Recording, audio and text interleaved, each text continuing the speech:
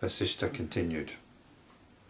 Having seen all this, Lila saw the inner apartment of the palace where the corpse of the king lay buried under a heap of flowers. There arose in her an intense wish to behold her husband's other life. Instantly she broke through the summit of the universe and entered into the realm where her husband now ruled. So she's now at her husband's most recent incarnation as King Viduratha. At the same time, a mighty king who ruled over the Sindhu region was laying a siege to her husband's kingdom. As the two ladies were coursing the space above the battlefield, they encountered countless celestials who had assembled there to witness the battle and the exploits of the great heroes. So even the gods like a good fight.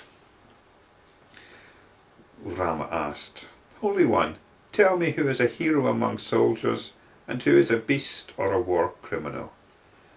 So we're getting into some standard territory here about good and bad. Vasistha replied, "O Ram, he who fights a battle which is in accordance with the scriptural injunctions on behalf of a righteous king of unblemished conduct, whether he dies in battle or wins, he is a hero. He who fights for an unrighteous monarch who tortures people and mutilates their bodies, even if he dies fighting in battle, he is a beast or criminal and goes to hell. He who fights to protect the cattle, holy men, friends, or they who have taken his asylum, he is an ornament of heaven. On the other hand, they who fight for a king who delights in harassing the people, whether he be a king or not, or just a landlord, they go to hell. Only the hero who dies in battle goes to heaven. They who fight unrighteously, even if they die in battle, do not go to heaven."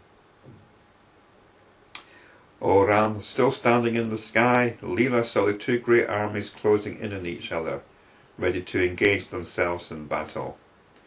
And there's a little note from the translator here. He says, "There follows a graphic description of the state of readiness of the armies and of the different formations of the battalions, as also of the fierceness of the battle and the gruesome scene of destruction that followed it. All these are omitted in this translation." And I think we can be grateful to Swami Venkatesananda, the translator, for that. So there's a lot of extraneous material here which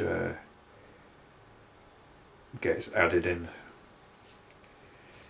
As evening set in, Lila's husband held a council with his ministers concerning the events of the morning, and then he went to sleep. The two ladies left the place where they stood watching the fierce battle, and travelling like a breath of air, entered into the apartment where the king was asleep. I think the idea is, we've got these story elements. Some of them are pertinent, some are not. But the scope of the Yoga Vasistha is all-encompassing. It's the scope of life, really, and it's the scope of life and imagination.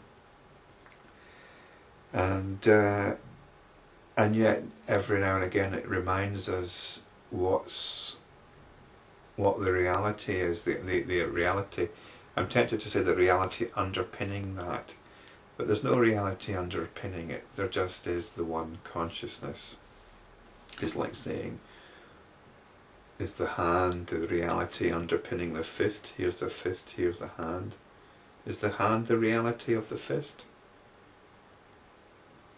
Well, we could say it is, couldn't we? But whether we say it underpins the reality or is the cause of the fist, who knows? It's just ways of talking.